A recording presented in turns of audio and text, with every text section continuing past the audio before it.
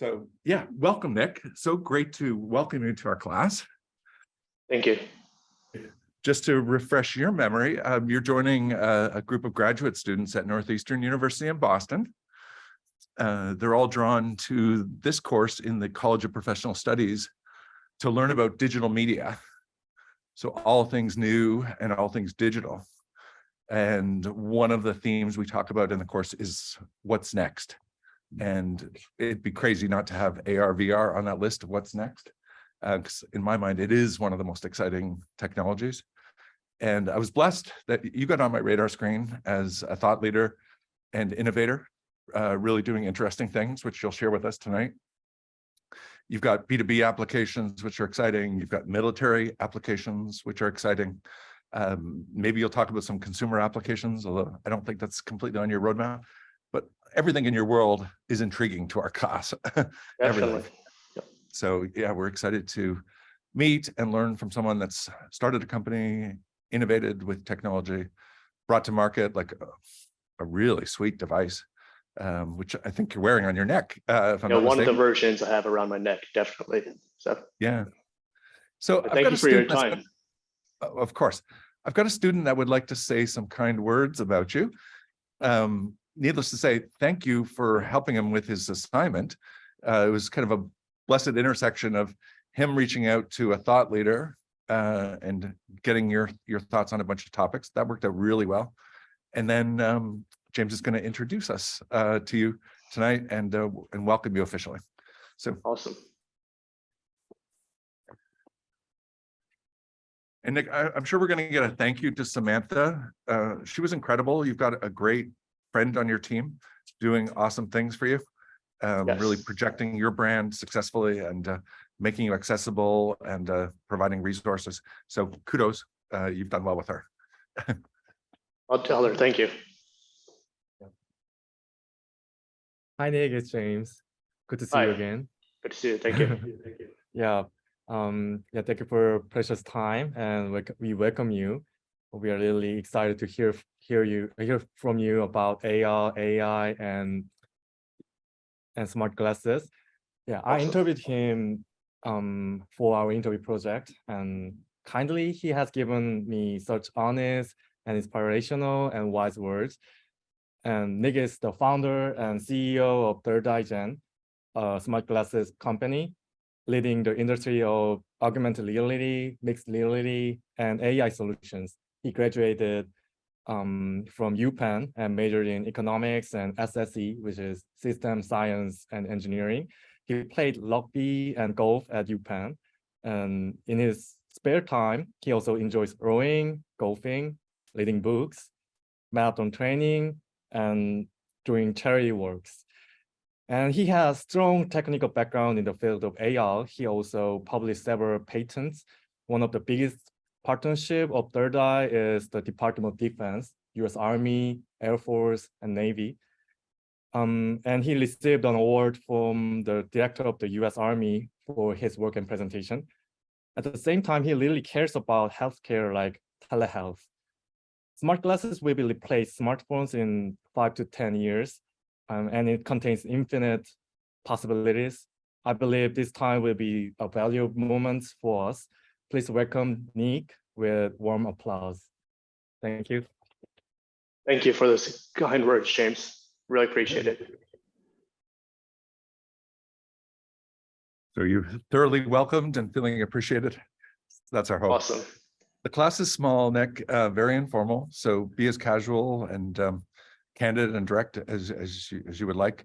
I can make you a co-host if you'd like to share slides. Let me do that.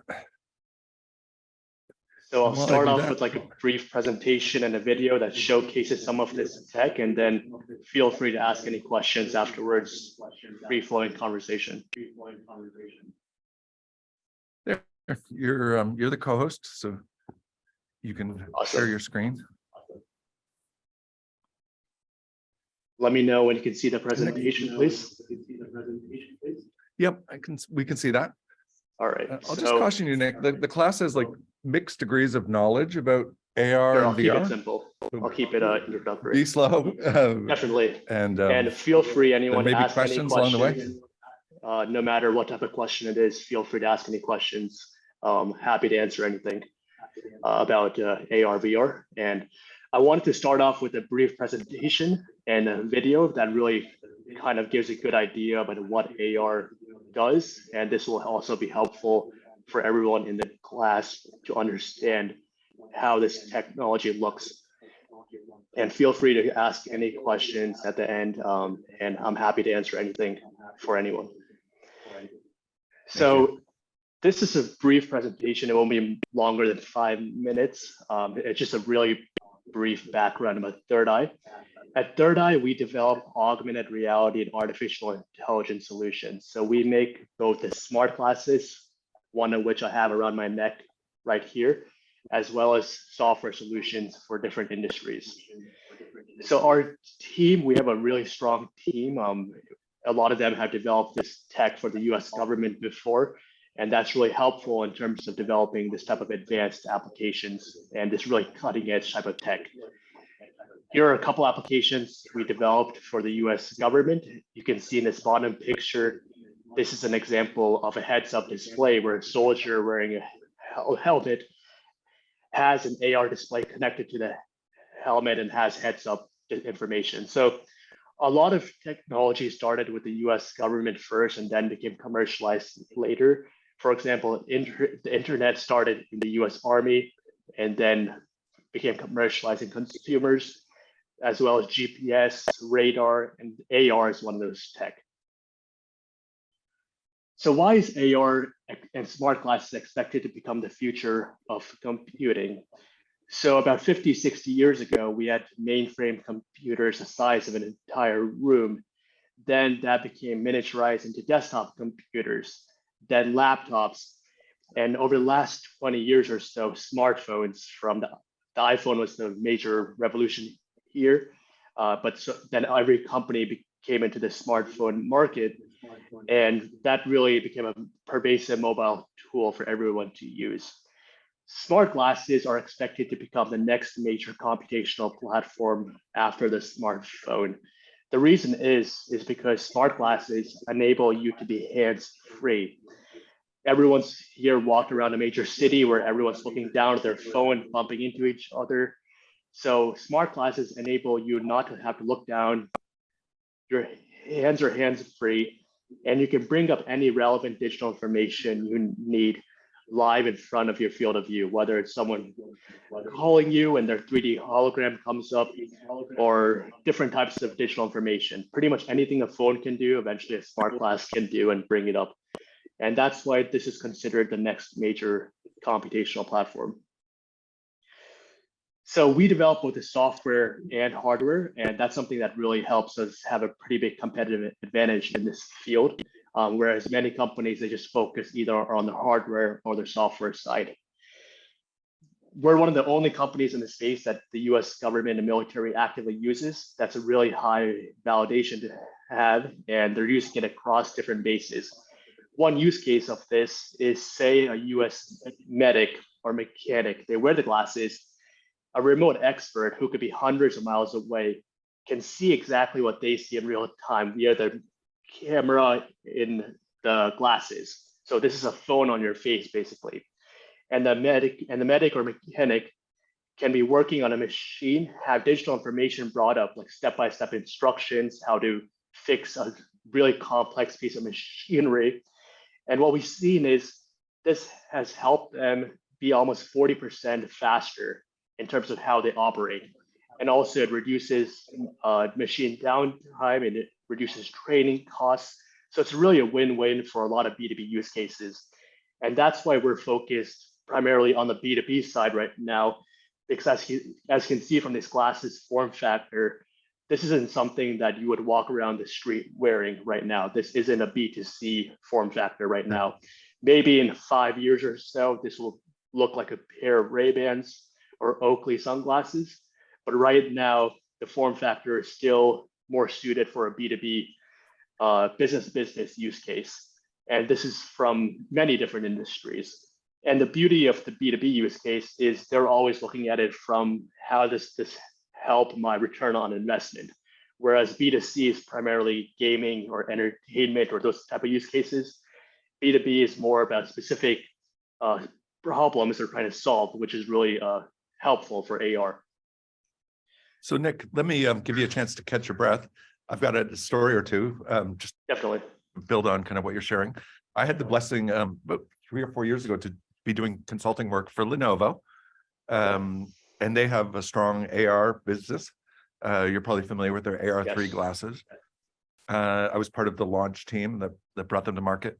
And they too identified that this is not ready for consumers, really. Like the glasses are still a little too nerdy, a little too clunky. And maybe you remember Google glasses a little bit before your time, because you guys are all kind of young. But Google tried this like 7 or 8 years ago. And yeah, the world wasn't ready for them.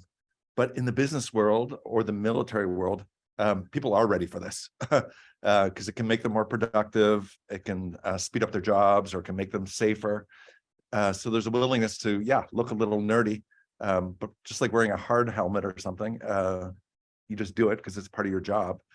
One of the more interesting applications that Lenovo landed on was in the world of investment banking.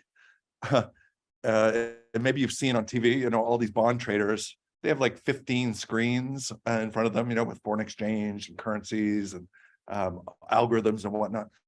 All of that can be replicated potentially at home or potentially during their commute. And that was actually the use case that really caught the team's attention. People coming in from Connecticut into Manhattan, they've got an hour of downtime while they're commuting. They could pull out their laptop, but that's only one screen, and you've got the guy next to you snooping at what you're doing. So that's not acceptable. So people were very drawn to these augmented reality glasses so that they could, in their line of sight, have 5 or 6 different screens going, and everything's extremely confidential. And the fact that the glasses cost, I think, $2,000, that was like trivial. These bond traders, they're dealing with tens of millions of dollars every day. So the idea of like gain an hour of productivity every day and be secure while I'm doing my work, it was a no-brainer. Yeah. So if you're in the New York area on some of the commuter rails coming in from Connecticut and New Haven and whatnot, you'll see traders working away using Lenovo or other glasses. It doesn't have to be their glasses. So that's a story for you, Nick. Maybe you've heard of that, or maybe it resonates. Definitely. No, that's a really great story. And that's one of the reasons why we're focused on the B2B use case. And what this slide illustrates is the markets are tremendous. And there are a lot of market studies out there, and some of these numbers are pretty crazy. Like Morgan Stanley, I think, has a study that says AR, MR is going to have like an 8 trillion plus impact on the world markets by 2030 plus. But the beauty of AR and the reason why it's going to become so pervasive is because it has these use cases across so many industries, from healthcare to telecom to military to eventually consumers. And that's what we're seeing even more than virtual reality, whereas virtual reality, it takes you away from the real world and it's primarily for gaming or entertainment or some training use cases. AR, you're still in the real world, but you're overlaying the digital information on top of the real world. And that's where it has many more pervasive use cases across these different industries. Some of our biggest markets right now are healthcare, and we have a video we'll show you right after about how the National Health Service is using this as we speak.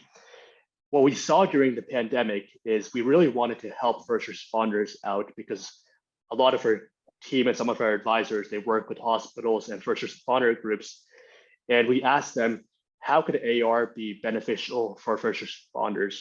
And we developed, in conjunction with several first responder groups, an AR telehealth solution for the smart glasses. It was a HIPAA compliant solution. I think we're one of the only AR HIPAA compliant telehealth solutions. So HIPAA is a certification your software has to pass to transmit patient information. And we work with several hospital systems in the US. It was Crozier Hospital System, CROZER. They manage about 17 hospitals, I believe, from the east and the west coast of the US. And what we enabled them to do is the EMTs or first responders could wear the glasses. we have a thermal sensor built in, so they could get a temperature heat map of whoever they're looking at. And without getting super close to them, they could generate a temperature thermal heat map and save that. They could also have telehealth, where a remote doctor could see what they see and give them live assistance. They were able to bring more critical patients back to the ER. They were able to operate in the field faster.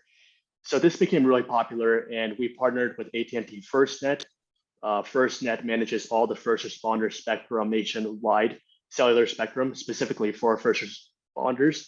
And since then, we have expanded internationally for healthcare as well. So this was a really powerful use case, especially during the pandemic, where first responders were really overwhelmed with a lot of the work that they had to do.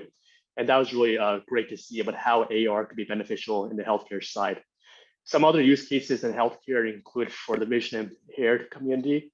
So there are roughly 200 million people worldwide who suffer from some type of vision impairment or blind. But what these glasses can do is someone who's vision impaired can wear the glasses. The glasses can actually read what's in front of them. So it can have optical character recognition. It can zoom in, zoom out. It can help you read a book, help you do daily tasks. So that's something that's really helpful for people who suffer from vision impairment or similar type of diseases like Alzheimer's. So healthcare is one of our biggest markets, and that's something that we have a lot of software built out for, and we're really putting a lot of focus on, and we're seeing some really great and powerful results there. Telecom is another great use case. With 5G becoming more pervasive, we're partners with Verizon, T-Mobile, and AT&T, as well as some international providers where you can eventually have a 5G chip built into the glasses, and that will enable you to display 3D holograms of people and really powerful 3D holographic displays with low latency on the glasses. So I know the professor mentioned Google Glass a while back. So this tech has advanced a lot since Google Glass. Google Glass was about a little display like in front of your right eye that was primarily about displaying like AR text, like what's the weather, what's simple like 2D things. So the difference between augmented reality and mixed reality is with MR, you can display 3D holograms. And that's something where 5G can really be helpful in displaying those more powerful 3D holograms with low latency.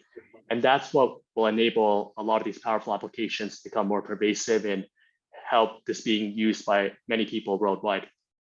But as you can see here, AR has many use cases across different industries. Eventually, for the consumer use case, as the professor mentioned, you can watch displays live on these glasses. You can be sitting in a park watching Netflix or watching 10 different NFL games simultaneously. Your privacy is totally intact. So the person sitting next to you can actually see what you're watching.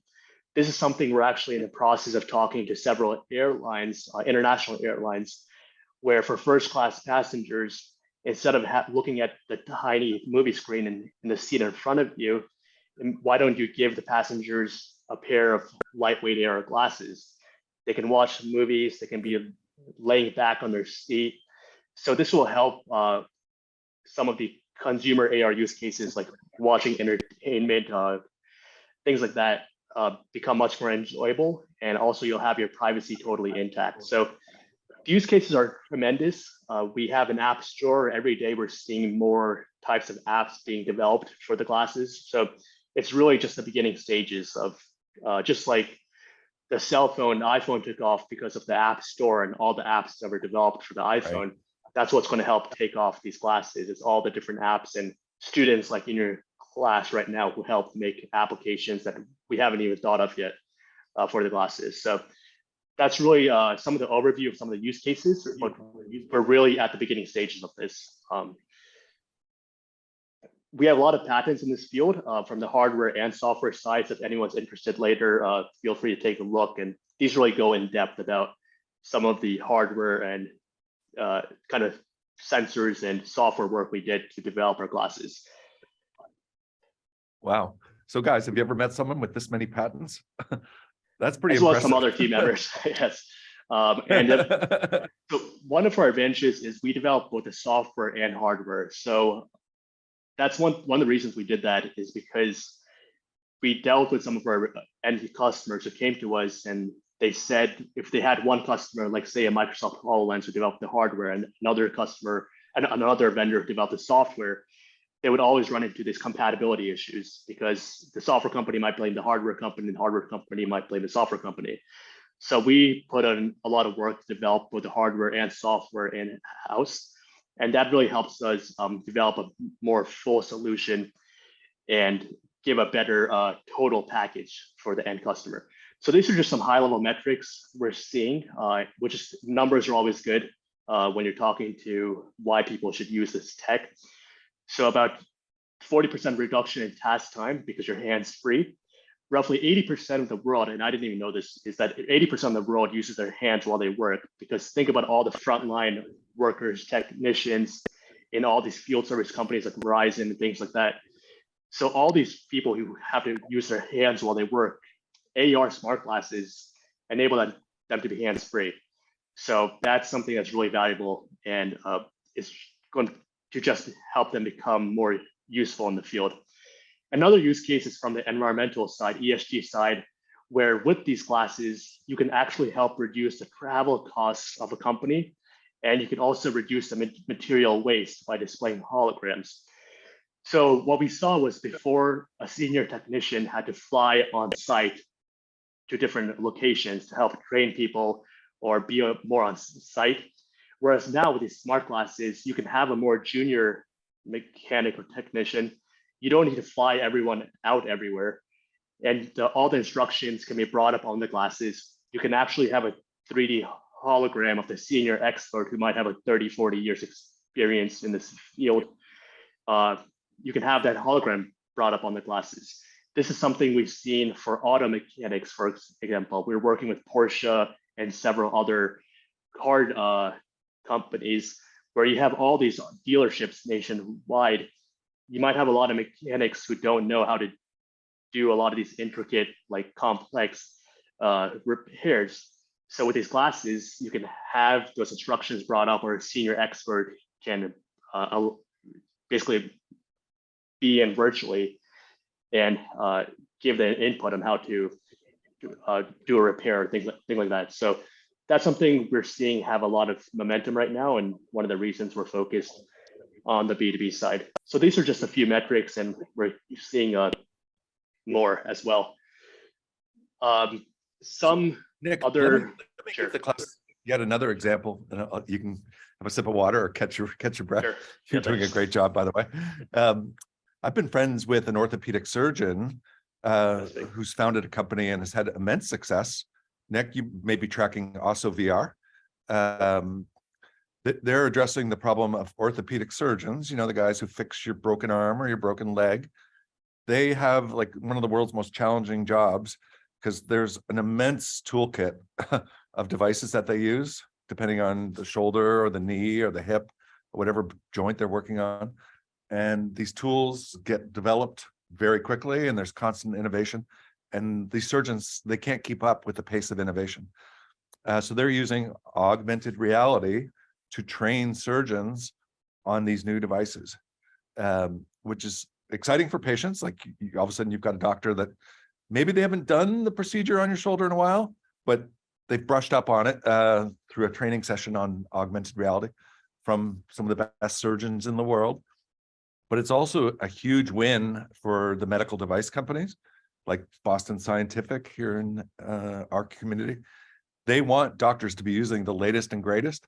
And one of the barriers to adoption of these tools is the doctor says, I just don't have time to learn this new thing that you're selling. I would like to use it, but I don't feel confident. I don't feel comfortable.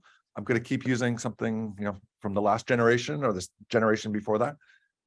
But with these new training tools in your line of sight, doctors feel comfortable embracing these new tools and delivering, you know, state-of-the-art care.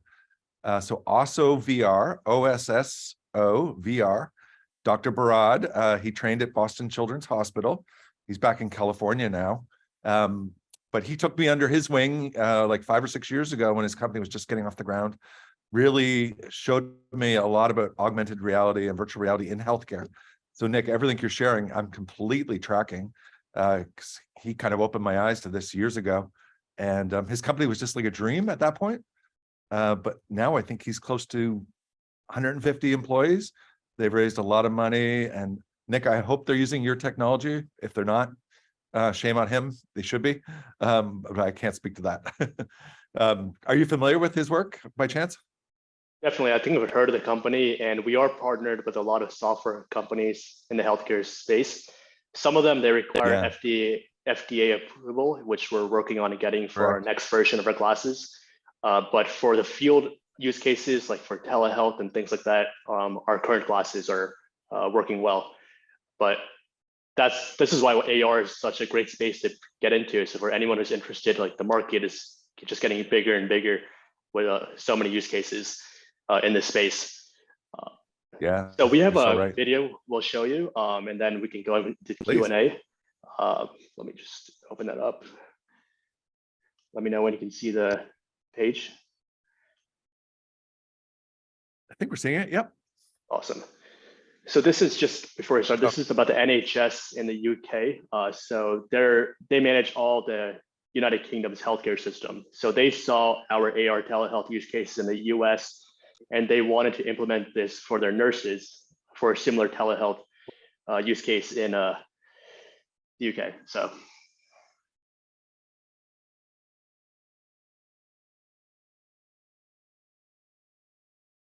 And we're seeing this, Nick. We're not hearing anything, but maybe that doesn't matter. Maybe I'll talk over it when the video is going. I think because I'm presenting as well, maybe the audio is not playing, but.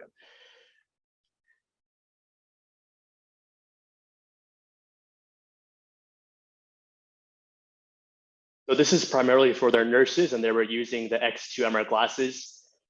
So our glasses are entirely hands-free. So they, unlike the Lenovo or a few other glasses, there's no wires or anything you need to connect to your phone to. We use a Qualcomm chip, Android-based, and we have a lot of sensors built in. So it's really B2B focused. It's not like lightweight consumer glasses. And it's hard hat compatible as well. So a lot of customizations you can do with it. So these are a couple of nurses in the NHS using them. So they're wearing the glasses. You can bring up patient protocols. There's security systems in the glasses. Oh, yeah. So there's step-by-step information. There's thermal feed. So the glasses have a thermal sensor built in. We're one of the only glasses, I believe, with a thermal system. You have the remote doctor on your bottom right, bottom left. And you're entirely hands-free. And all this is saved in the secure database as well. So this is really a paradigm shift for the NHS. And now we had a successful case study with them, and we're just continuing to expand the partnership. So that was really cool to see. But that's just one use case in the healthcare space. We have other use cases in different industries, from telecom, engineering, and hopefully consumers in a few years. So yeah, thank you. That was just a brief presentation and a video that shows some of the use cases. Amazing, Nick. I really feel like we're getting a glimpse, never mind into the future, but the future beyond the future. But the reality is, like, this is coming, what, in 5 years? Or, well, some of it's here today. So I shouldn't even say 5 years, but yeah, I think one day, and we'll all of us encounter it sooner than that. One day, just like everyone has a phone with them, everyone will have a pair of glasses with them. I think on the consumer side, it's definitely more of a fashion statement.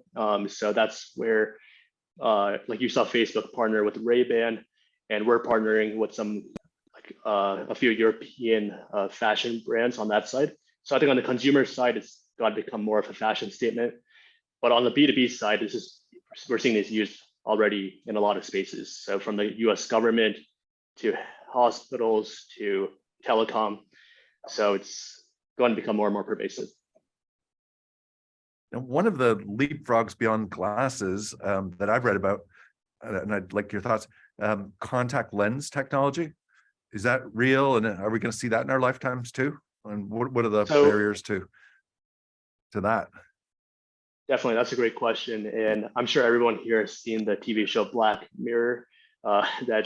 Has a few episodes highlighting that in a more scary way. There are a couple of companies in this space working on contact lenses, but so far there hasn't been much progress because frankly, the electronics haven't gotten small enough to do anything powerful in that form factor. So right now we have one of the smallest glasses in market. We're about half the size and half the price of a Microsoft HoloLens. And that's one of the reasons the US government and a lot of other big customers are using our product. And our next version, we aim to be about half the size of this. So we're trying to always be at the cutting edge of this space. I think contact lenses, maybe if you want to display some really simple, like what's the weather or something like that. But if you want to display like really complex 3D holograms of people, like something you can walk around, that's something you still need a lot of sensors and electronics for. And that's pretty much in the glasses form factor at the moment. So we'll see. I mean, we're going to be keeping up to date, but right now it's still more in the glasses form factor if you want to do anything advanced, basically. And I'm intrigued, not to get too nerdy, but you've made some technology choices which are different from the ones Lenovo made. And there's no right or wrong answer, but there's class. So you can imagine you're trying to get everything into a small device that's worn on your face. You want to make it as small as possible and as light as possible. At the same time, you want a long battery life. So you want space for batteries and you want lots of sensors. So you're trying to jam all that into a device. And Lenovo went kind of a different path. They kind of make you pair it up with your phone, and the phone and the glasses kind of work hand in hand. And a lot of the compute, as they call it, gets pushed to the phone so that the glasses can be even smaller and thinner and lighter. But that's kind of a pain in the butt. No one likes to be tethered, especially if there's a cable connecting the two. So you guys have gone down a different path. And I'm sure you're constantly thinking about the pros and cons of both approaches. Yeah, definitely. Have I captured kind of the trade-offs between the two approaches? Yeah, so there are pros and cons to different approaches. That's why we say there isn't a one size fits all in this market. Yeah. I think someone made a really good comparison where they said the AR glasses market is like your car market, where you have your pickup trucks, you have your sedans, you have your SUVs, you have your luxury cars. You wouldn't use your luxury car for what your pickup truck would do. So just like that, like the glasses market, you have glasses that are just for one eye, but they're really ruggedized, and they have their use cases. Maybe if you're in an oil and gas rig and you just need to be in a really ruggedized setting. You have glasses where people don't like wires. So one of the reasons why we made all our glasses all in one is because when talking with the healthcare first responders or the field medics and technicians, they didn't want any wires hanging down. They wanted to be entirely hands-free for safety reasons. So that's why we developed our glasses to be entirely hands-free. But there are use cases where wires can be used. So that's where Lenovo's or Nreal's or there are other glasses that connect to your phone on that side. So different glasses have different use cases. And I think it's going to continue to be like that. There isn't going to be like one size fits all in this market. Yeah, that's super smart. Let me give the class yet another use case. A friend of mine innovating in the world of people with hearing challenges, which is an amazingly large population that either has no hearing at all or struggles with hearing. And a lot of people in those cases, they do nothing, which is horrible. That's like a miserable way to go through life. Or they get fitted with a really expensive hearing aid, which could be like a couple $1,000s, literally. And he's using augmented reality glasses to caption the world. Think about that. Like we've all seen TV shows with captions at the bottom of the screen. Maybe you're watching a French movie and you got captions across the bottom. Imagine if you were wearing glasses and in conversation with a friend, you're seeing the conversation in real time in your line of sight so that you can follow along despite having hearing challenges. So that's Alex Wesner here in Boston with Xander, Xander. And he's got interesting technologies that got a lot of attention at CES in January because he's solving a problem that is real and that no one seems to be doing anything about. So another potential partner, if you haven't crossed paths with him, he might be of interest. although he's pushing more into the consumer world with his solution for the hearing impaired. Definitely, that's a great use Nick, case. Yeah. And of course, the captioning could be in a different language. So maybe someone's speaking Japanese and the captioning is in English. Like, think about the possibilities there. Now, you'd still have to reply in Japanese. So it's not completely a flawless solution, but at least you would be able to comprehend perhaps what was being said to you. So that's also an interesting application. Nick, can you tell us like how you got into this world? I could be wrong. You don't seem like an engineer per se. Like maybe you didn't invent what you're bringing to the world, or maybe you did. I don't know. How did it all start, and what was your role in kind of seeing this vision? Definitely. So it started, I would say, during my junior and senior year of university, where AR, I think more virtual reality was taking out. I think Oculus, Hummer Lucky, it just came around then. And my friends and I, we saw this as like the future of tech. So we created an AR, VR club, and that quickly grew to about 200 people. And we were like, wow, like there's a lot of interest in this. And the use cases of this are really big. Like there are use cases in so many different fields. So when graduating, I was thinking like, should I just go like a normal route and become like a boring banker or something, or should I follow my passion, which is like engineering? So I majored in both engineering and business, and that's why I got into the space. And I mean, we had a lot of ups and downs, like any startup company, but now we're in a really solid space, thankfully, and we have some really top tier 1 customers who validated our technology. So I think it's something where this was a field I was really passionate about, and it's something that I wanted to take a risk in, and it's paid off largely so far. So I would definitely urge that for anyone who's interested in this space. That was my question. For students who are just exiting graduate school, are there opportunities in this space, even if you're not a coder or you're not an engineer? What are the opportunities that you would point students to with a curiosity for AR and VR and other innovations? Yes, so it's funny, some of our best people who joined our company, they've had no background in AR or VR, but what they had was a passion to learn. So I would say that if you're passionate about this space, it doesn't really matter what your background is. You can quickly learn, and whether it's on a sales and marketing side or on the software development side, there's a lot of material, and I would say people like they can get up to speed within a few months. And some of our best team members, they've had no background in the space, but they were just really passionate. And we made a really big focus for our company is we only wanted to bring people on board who are really passionate, because that energy that infects like everyone on the team. So as long as you have a passion for AR and VR, I think you'll find space. And we actually just started our ThirdEye University program, which we can share more information about. But what that enables people who are interested in AR is that we have a lot of training material, so they can learn about AR, and they can become essentially self-certified, and they can even join our company or any company. And we also have hackathons and different like software development partnerships. So we try to make it easy for people who are interested in this space to get onboarded, and we've found some really great people that way. So I think if you're passionate, then you'll find there's definitely a lot of great tools out there. Super cool. Let me reach out to the class here. Sure. Do people have questions for Nick? If you do, come on up. Yeah, sure. Sherry's going to introduce herself and grill you with a really tough question. No, just kidding. Anything's fine.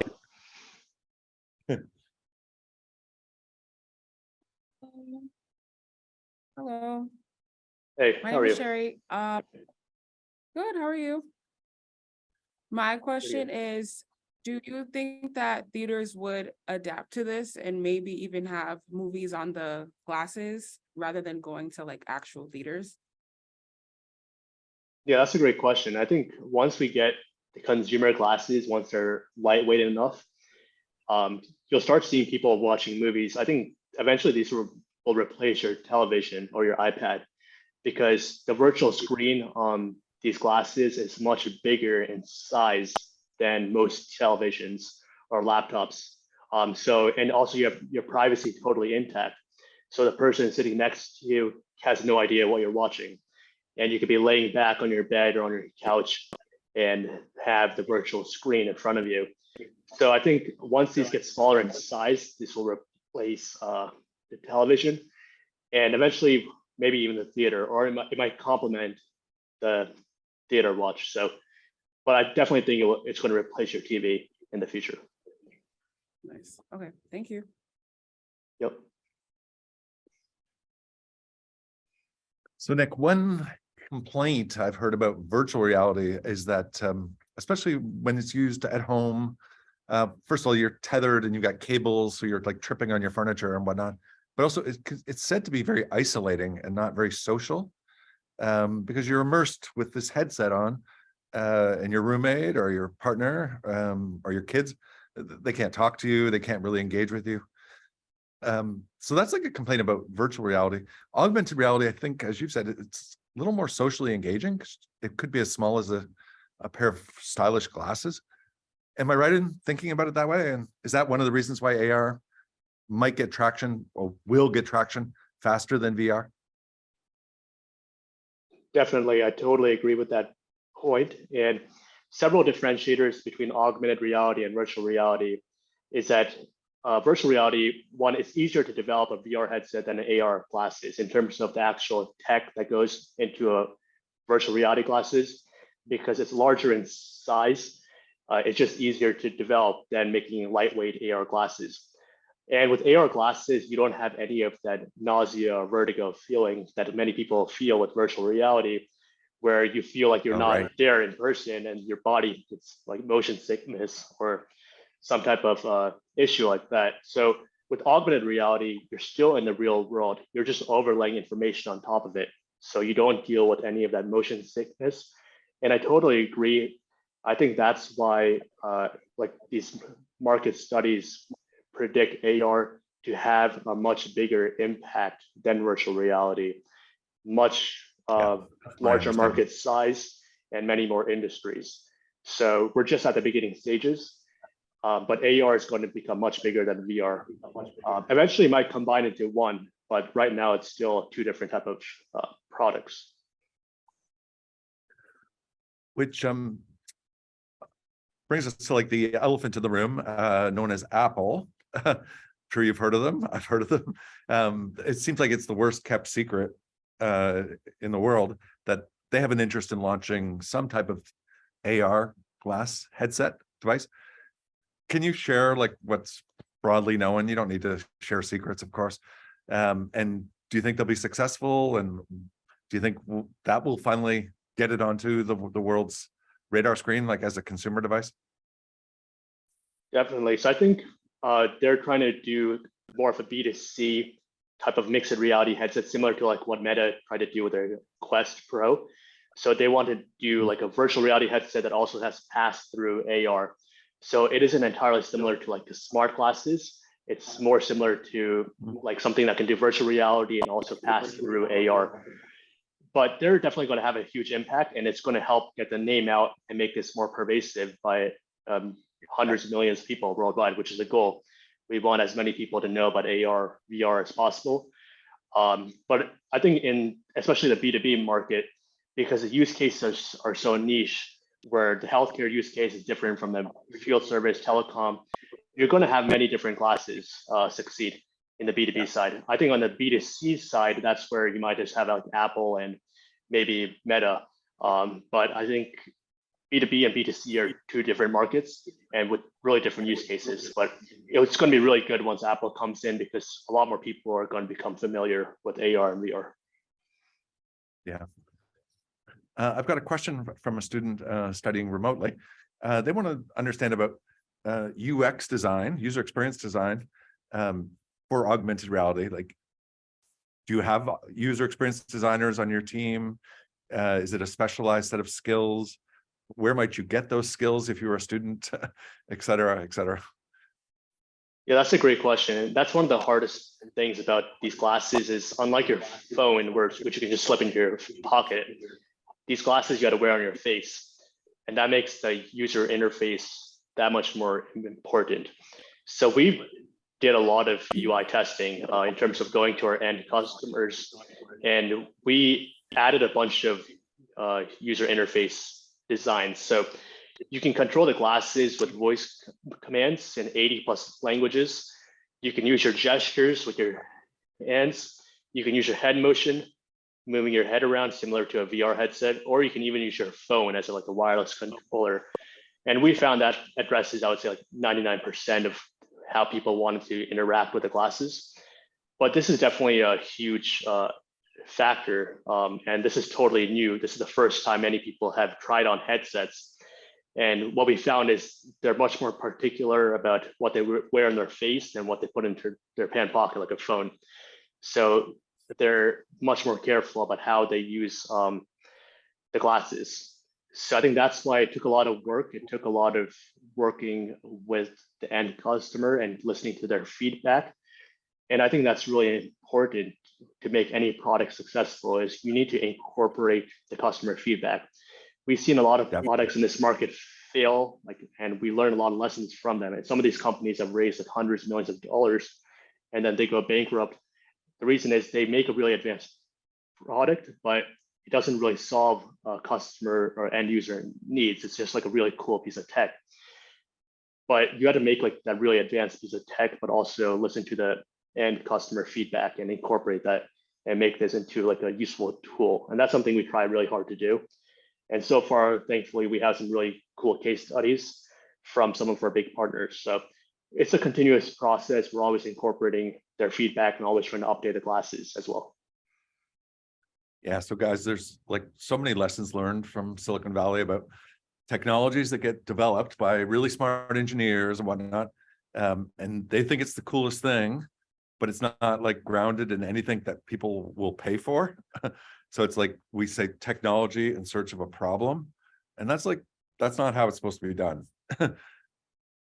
Every company, every product, it has to start with a problem that someone has, a serious problem that they want to have solved for them. And then you build a solution that will address that. You don't just invent something and then go searching for someone that wants it, because chances are you won't find them, and that your business will fail. Yeah, so you always have to start with the customer and work backwards based on something that they really want addressed. So I'm happy to hear you say that. Nick, I'm also like kind of excited when you talk about like a hardware and software solution, because we've talked in the class about different business models and ways of thinking about solving a problem. Apple, if you think about it, is probably the best example of a company that makes the hardware, they make the software, and hands up if you're an iPhone user. Yeah, most of the class is. One of the things we love about our iPhones is like everything just works together so harmoniously, and you don't feel like the hardware's fighting with the software. Instead, 1 + 1 = 3. And I'm sure there's Android fanatics out in the class too. There's merits to that approach too, where the hardware could be made by a different company than the software. Not to say that can't work, but sometimes it feels a little disjointed and a little clunky. So Nick, talk about why specifically you kind of went down this path of integration, because it's hard. Hardware is like making a software product is really hard. Making a hardware product is actually much harder. And then doing the two of them, because I've done it. I've been involved in startups that have done that. It's really, really challenging. The development cycles are completely different. The teams that are required are completely different. So you made a tough choice. Tell us why. Definitely. And this was one of the toughest choices we had to make. But now we think it's giving us really great long-term returns after a lot of initial work. And definitely doing the hardware is really tough just by itself. I mean, our team had to be up so many late nights. And now we have one of the leading manufacturers in the world manufacturing glasses. So they also manufacture like Apple smartwatches and laptops, and they really liked our design of our glasses, which was really great to see. So we have a really solid hardware manufacturing partner to develop our glasses. And one thing is we're Android based. And I know a lot of people in the US, they use iOS and Apple. We found the majority of developers worldwide, they prefer Android because it's just easier to develop. It's an open operating system, whereas Windows and iOS are more closed operating systems. So that's why we also developed our software that runs on our glasses. So we have our own software called Real-Eye, which anyone can go and check out. And that is our built-in AR remote assistant software. So think of that as like a Zoom on steroids, where you have like the Zoom video conferencing capabilities, where someone can see what you see, you can have a conference calls with different people with the glasses, but you also have the AR functionality where you can have AR instructions overlaid, those digital instructions live on top of your field of view. Say you're a medic, you're looking at someone's arm, you can have a step 1, step 2, step 3, like on their actual arm overlaid with millimeter level precision. So that's something where we developed that software. And this was based on the discussions with the end users, where they worked with some of these other companies in the past. And some of these companies, they raised like crazy amounts of money. And even with that amount of funding, they ran into like software compatibility issues where they had to use like third-party softwares and something wasn't working or it wasn't like oriented the correct way. And then each company was blaming the other company. So we didn't want to deal with any of that. I think we wanted to be a one-stop shop for everyone. And that's some of the best feedback we've gotten, even though that was a lot of work initially. Now, like when we talk with someone for top tier customers, like the US military, like these major hospital systems, like Verizon, they can come to us with any customization they need, and we can develop that in-house. And also they know they can come to us with any question. We can't blame anyone else like for what's going on. So that makes it really easy for the end customer. And that's why I think we have some of these really great partnerships right now. I agree with you, the hardware, software, Steve Jobs, my hero, like I read his biography like so many times. And that hardware software integration is massive on the technology side to make that seamless user experience where you just turn it on, everything works, you're not figuring anything out. Or if you have any question, it's just one company you go to with your question. So that's my long answer to that, but I think it was worth it long term. Yeah, well said. I completely agree. Who else has got questions? You can ask Nick about getting his company founded or what he sees around the corner. Yeah.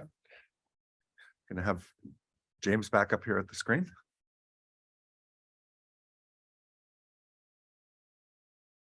It's me again. Yes.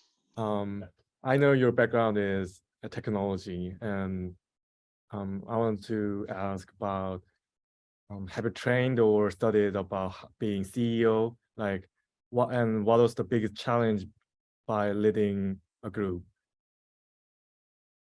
Definitely. So I think nothing can prepare you for being a CEO. I mean, I can read as many books or watch as many instructional videos as possible, but the best experience, the best lesson so far has just been the experience and learning the lessons along the way and all the crazy up and downs. So I always tell people, like, if you want like a peaceful life, don't become a CEO, because every day is just a wide range of emotions and craziness. But also the end results are really great to see as well. And those highs you get are really high, and the lows you feel are really low. So I think it's just having that experience over the years that just makes you really experienced. So looking back, hindsight is 2020. There's a lot of things I would have done differently, but also all those lessons helped me become better in other areas and overall reach this stage. So I think it's just about the learning and the experience. And I would definitely urge everyone, if you're really passionate about an idea, especially if you're still young, you should do it because you still have a lot of time to try stuff out. So just find something you're really passionate about and that you don't think as work. Because I like what I do. I think it's really cool stuff. So I don't really think of it as like work, like I need to develop this app. So you just have to find something that's as enjoyable for you as that. Yeah, thank you. So let me just quiz the class if there's another question. Yep. We got one more question. Then I do want to respect your time, Nick. We're not going to keep you here all night. We Awesome, no appreciate the worries. time you have spent. Yeah. So introduce yourself. Hi, Nick. I'm Fanshu. I'm a Hi. digital media student here. Yeah, hi. I just have a really quick question. I'm very curious, like how do you differentiate the third eye from like Google glasses in terms of like marketing strategy? Yeah. Definitely. So that's a great question. And some of our main differentiators that most of our end users come to us with are one, our glasses are binocular. So they're two eyes. So Google Glass is one eye, it's like one display in front of your right eye. Whereas our glasses are binocular. So they're for both eyes. We also are able to display 3D holograms. So even though there are many glasses in the market right now, many of them aren't able to display advanced 3D holograms. But we have the built-in algorithms to develop those mixed reality holograms, which is a really great differentiator and lets you develop some really powerful applications. We also are Android-based and all-in-one glasses. So we don't need to connect to any wired pack or connect to your phone for anything, which makes it great for people who want a standalone product. So we do have many differentiators with some of these glasses like Google Glass. I would say our biggest competitor right now is Microsoft HoloLens because they are really advanced in the market as well. But we do have some advantages with them in terms of we are Android based and we're lower in price. So every glass has its pros and cons, but we're really focused on the B2B use case. And for those B2B use cases, our core advantages are what people like to see. So I think that's what we're focused on, and we keep trying to develop our software in those fields. All right, thank you. Thank you. Y'all remember Google Glass? It might have been a little bit before you guys' time. Maybe you were like still in high school when they were kind of out in the world. I think amongst many things that I think, as I recollect, annoyed people about the Google Glass, didn't it have like a recording capability? And people were like recording conversations with strangers, which Yeah, that's one of the toughest things, the privacy factor, especially as we talk about consumer use case, is user privacy is going to become a major issue. I think Google Glass, it wasn't even alerting people when it was recording people. I think right. When you talk about the B2C use case, with everyone wearing these glasses, you need to have some type of user privacy alert. So that's going to become a major factor. Yeah, people that had these glasses on, yeah, they were recording conversations and you didn't know you were being recorded. So that bothered people. And the owners of these glasses became known as glass holes, pardon my French. And it kind of set back the world of AR by a couple of years because people kind of looked at what Google had done and said, oh, yeah, this is not going to work. We're not ready for this. Hence the B2B focus that you've gravitated towards. And I think the apprehensiveness that I think people still have about them as consumer devices, that we're going to have to get past these privacy issues and whatnot. Nick, unless there's like a burning question, maybe we could wrap up with just how can my students stay in touch with you? Like, are you approachable on LinkedIn, or would that be acceptable if some students were really interested in continuing the conversation, found you there? Or is there another way to cheer you on? Definitely. So we have different methods. So definitely feel free, anyone, to reach out to me on LinkedIn or Twitter. So feel free to DM or connect with me there. We also have a Third Eye University program, which I'll share more information with you, which offers like kind of free software developer support, hackathons. So anyone who's interested in maybe making applications or wants to get more in depth about AR, we have that program, which we can get any student involved in. And even if they want to join eventually, our team is hiring. We have offices in Europe and the US. So we're happy to hire anyone who's passionate as well. So depending on your level of interest, we're happy to engage with anyone. So feel free to reach out anytime. Trini, I see you've got a question there. Why don't you jump on it while you've got Nick's attention? Trini's an artist, visual designer with some pretty unique skills, and I'll let her ask her question, but it's related to gaming on your devices and whether they'd be a suitable platform. Are you there, Trini? Do you want to say hi? Oh, sorry. Yeah, I can Sorry, see the she's question. right in front of me. She had entered the question in the chat, so I thought she was studying remotely tonight. Yeah, introduce yourself and say hi. Hey, I'm so I'm sorry. Trini. Sorry, I typed it out because I was kind of shy. I've had COVID the past 3 weeks and I haven't left the house, so I'm No not used to worries. talking to people right now. But yeah, I was wondering if I could ask a quick question. Like, I'm really excited about the idea of like having these glasses, like in gaming and maybe even as like a gaming platform. And I'm wondering like, what are your plans, with like regarding that? And like, are you planning to partner with game companies? Just like Yeah. on the gaming side of things.